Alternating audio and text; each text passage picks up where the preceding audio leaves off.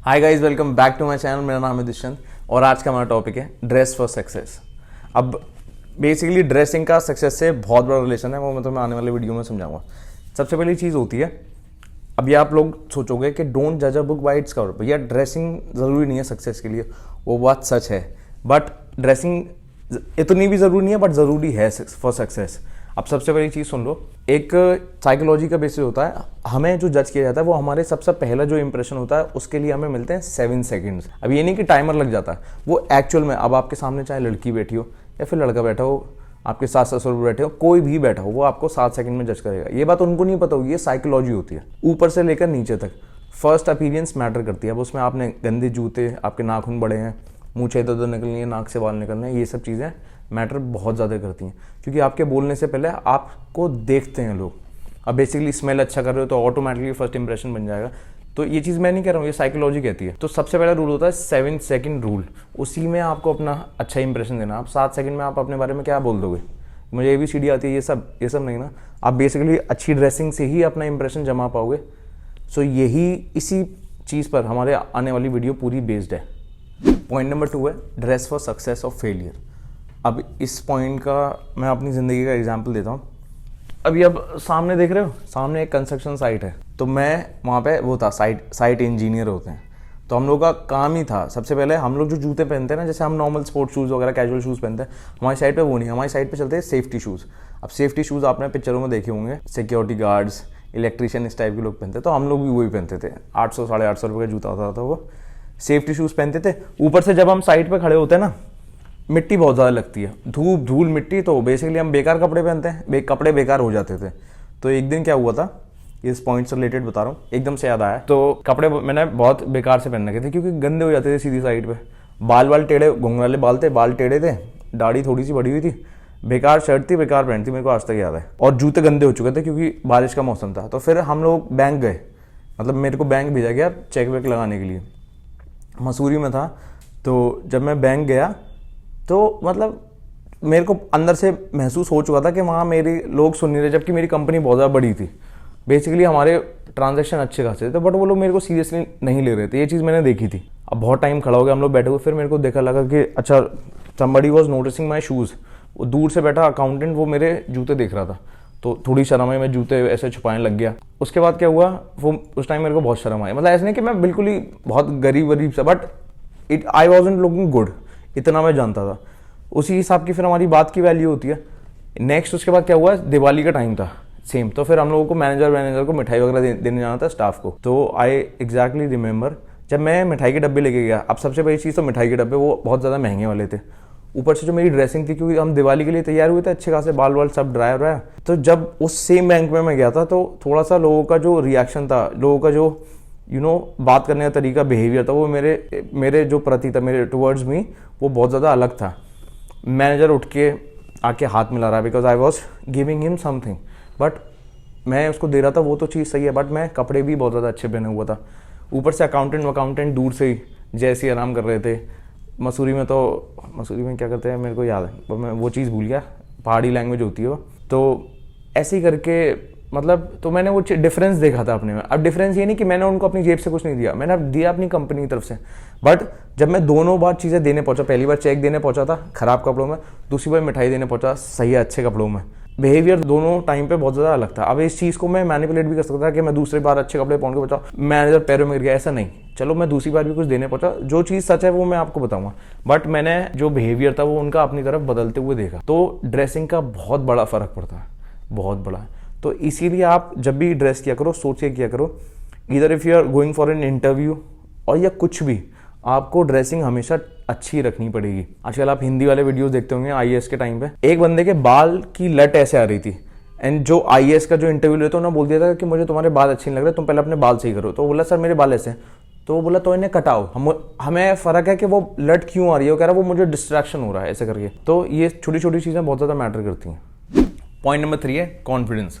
Confidence कैसे आता है? अब देखो, जब भी हम लोग वीडियो बनाने बैठते हैं तो बेसिकली मेरी दाढ़ी वाड़ी सब प्रॉपर्ली शेव होती है, अच्छे कपड़े पहन के बैठता हूँ, सब कुछ, मतलब मैं तो इवन परफ्यूम तक लगाता हूँ, दो के कैमरे में स्मेल नहीं आएगी, बट स्टिल वो मेरी उसके लिए कॉन्फिडेंस के लिए। तो हम लोग एक दिन पहले शेव वगैरह कराते हैं, उसके बाद जब हम प्रेजेंटेबल होते हैं तब हम कैमरे पे आते हैं।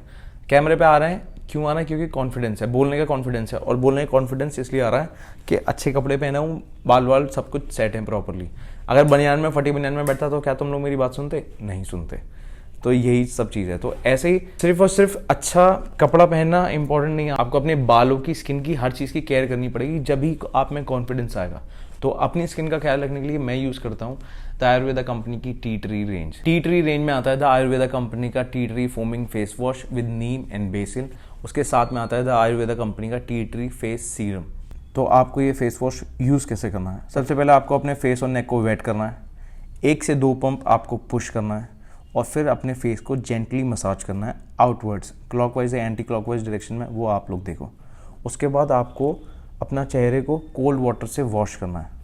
उसके बाद आपको यूज़ करना था आयुर्वेदा कंपनी का टी ट्री फेस सीरम। ये एक बहुत औसम प्रोडक्ट है, इसको लगाने के बाद मेरे फेस पे बहुत ज़्यादा ग्लो आया। तो आपको क्या करना है, बस 1-2 ड्रॉप्स निकालने अपने पाम पर, उसके बाद डॉट से अपने क्लीन फेस और नेक पे अप्लाई करना है एंड जेंटली मसाज करना है। सो ध्यान रखना, ज़्यादा एग्रेसिव तरीके से मसाज नहीं करना, बहुत जेंटली तरीके से। Tea tree foaming face wash में है इनबिल्ट सिलिकॉन ब्रश, जो बहुत ज़्यादा जेंटल है, बट आपकी जो डीप पोर क्लेंजिंग है वो बहुत ज़्यादा अच्छे से करेगा। मतलब स्पॉट्स और एक्ने बहुत हद तक रिड्यूस करेगा और आपके फेस को बहुत अंदर से डीप क्लेंस कर देगा। प्लस आपकी स्किन को बहुत ज़्यादा डिटॉक्सिफाई करेगा, इन्फ्लेमेशन से फाइट करेगा, जो आपके जो डार्क स्पॉट्स हैं उनको हटा देगा। उसके बाद आता है द आयुर्वेदा कंपनी का टी ट्री फेस सीरम, जो बहुत ज़्यादा लाइट टेक्सचर्ड है, नॉन ग्रीसी है, प्लस सुपर फास्ट एब्जॉर्बेंट है। आपकी स्किन को बहुत ज़्यादा काम कर देता है। प्लस मैंने एक चीज़ देखी है, इसको लगने के बाद मेरी जो स्किन है उस पर ग्लो बहुत ज़्यादा आया। मतलब ऑयल नहीं आया, जिनकी बहुत ज़्यादा ऑयली स्किन होती है, एक्ने प्रोन स्किन होती है, मतलब उनकी स्किन पर बहुत ज़्यादा तेल होता है, जिसके कारण उनके बहुत ज़्यादा पिंपल्स हो जाते हैं। तो ये सब वो चीज़ नहीं है। मेरी भी स्किन बहुत ज़्यादा ऑयली है, बट मेरी स्किन अब ग्रीसी नहीं है, ऑयल नहीं है, चेहरे पे ग्लो है। सुबह सुबह लगाया, बहुत ज़्यादा अच्छा फेस सीरम है। टी ट्री बहुत बड़ा पावर हाउस है anti bacterial, anti inflammation and detoxification properties का। नीम एंड बेसिल आपकी स्किन को बहुत ज़्यादा क्लियर करते हैं। तो जो ये कॉम्बो है, इसका जो फेस वॉश है, ये दोनों चीज़ें मिलकर आपकी स्किन से इम्प्योरिटीज़ और डर्ट को रिमूव करती हैं। अनइवन स्किन टोन, बेसिकली जो आपका जैसे फोरहेड अगर डार्क है और आपके चीक्स थोड़े से ब्राइट है, तो जो अनइवन स्किन टोन है उसको मिलके दोनों इवन कर देती हैं। स्किन सेल्स को रिपेयर करती हैं, आपको एक क्लियर कॉम्प्लेक्शन देती हैं बिना एक्ने के, सारे एक्ने और ब्रेकआउट्स को रिमूव कर देती हैं। ये टी ट्री रेंज सारे स्किन टाइप्स पे काम करती है बहुत ज़्यादा अच्छे से। इस टी ट्री रेंज का लिंक मैंने डिस्क्रिप्शन में डाल दिया, आप वहाँ से जाके बाय कर सकते हैं। Point number 4, work on your self. अब एक तरह से मैं आपको सजेशन भी दे रहा हूँ और एक एडवाइस भी दे रहा हूँ कि आपको खुद पे काम करना पड़ेगा। अपीयरेंस सब कुछ नहीं है, बट अपीयरेंस बहुत कुछ है। ये बॉलीवुड स्टार्स को ले लो, सपोज करो जब नवाजुद्दीन सिद्दीकी एक सिक्योरिटी गार्ड था, उसने खुद बोला था, तो जो उसका साला था, साले साहब जो थे, वो उससे रिश्ता नहीं बताते थे कि ये मेरा जीजा है या फिर कुछ। मैं रिश्ते में मैं कंफ्यूज हो सकता हूँ, बट वो बोलता था जब मैं सिक्योरिटी गार्ड था, जब तो मेरे रिश्तेदार तक लोगों को ये नहीं बताते थे कि वो मेरे रिश्तेदार हैं। आज Nawazuddin Siddiqui is one of the finest actors of this generation. तो बेसिकली मैं आपको बहुत छोटा सा, जो मैं डायलॉग मारता हूँ हमेशा, कि गरीब का रिश्तेदार कोई नहीं होता और अमीर के सब रिश्तेदार होते हैं। अमीर से आप लोग दूर तक की रिश्तेदार निकाल देते हो, अरे वो तो मेरे वो हैं मामा पापा, और गरीब का क्या होता है, अरे तुम अगर वो तुम्हारा सगा भाई XYZ कोई भी चल रहा हो, रोड पे चल रहा हो, तो तुम रुकोगे नहीं उसको बिठाने के लिए। तो यही चीज़ है, आप खुद पे काम करो। अब ड्रेसिंग बिना पैसे के तो नहीं हो सकती, तो इसीलिए मैं बोलता हूँ अच्छा आप इंडिपेंडेंट बनो, ड्रेसिंग सेंस अच्छे करो, खुद पे काम करो। ये सारी चीज़ें आपको आने वाले टाइम में बहुत ज़्यादा, खुद को थैंक यू बोलोगे अपने ऊपर रख के, अच्छा ठीक है मैंने खुद पे काम किया, मेरे को अच्छा लगा और मैंने सही काम कर लिया। बहुत सारे लोग, मैं सबसे बोलता हूँ कि जिम विम जाया करो, बॉडी मत बनाओ बट एटलीस्ट फिट हो गए, आपको कपड़ों की फिटिंग अच्छी आएगी, अंदर से ही कॉन्फिडेंस आएगा ऑटोमेटिकली। पॉइंट नंबर 5, अब मैं आपको चैलेंज दे रहा हूँ, इसमें मेरा कोई फ़ायदा नहीं है, मैं तो खुद पे डे बाय डे काम ही कर रहा हूँ। अभी हम लोग गेनिंग, अभी 1 महीने से गेनिंग, अब कटिंग पे आएंगे तो और ज़्यादा वो अच्छा लगेगा। बट मैं आप लोगों को एक ऐसा बड़े भाई की तरह बोल रहा हूँ कि एक चैलेंज ले लो 3 महीने का, 90 दिन का। मेरे ख्याल से जो सबसे ईजी हो सकता है वो किसी जिम में चले जाओ। पैसा खर्च होगा लगभग आपका 6 से लेकर 7 हज़ार रुपये महीना। सप्लीमेंट्स लोगे नहीं लोगे वो आप पे डिपेंड करता है। अगर नेचुरली भी करनी है तो भी वहाँ जाके ट्रांसफॉर्म होगे, जब पतले होगे या मोटे होगे वो डिपेंड आप पे करता है। आजकल 6-7 हज़ार रुपये कोई भी कमा लेता। टाइम अभी थोड़ा सा खराब चल रहा है बट फिर भी देख लो, तो खुद पे काम करो। 3 महीने का गोल बनाओ कि बॉडी बनानी है या फिर थोड़ा बहुत पैसा जोड़ना है, कुछ भी करना है, ऐसा काम करो जो आपको चैलेंज करे। आपका कॉन्फिडेंस, आपकी जो माइंड सेट है वो ऑटोमेटिकली चेंज होगा। और ये बहुत सही चीज़ है यार कि ज़िंदगी बहुत छोटी है और हमें पता नहीं कि कब कुछ भी अच्छा हो सकता है।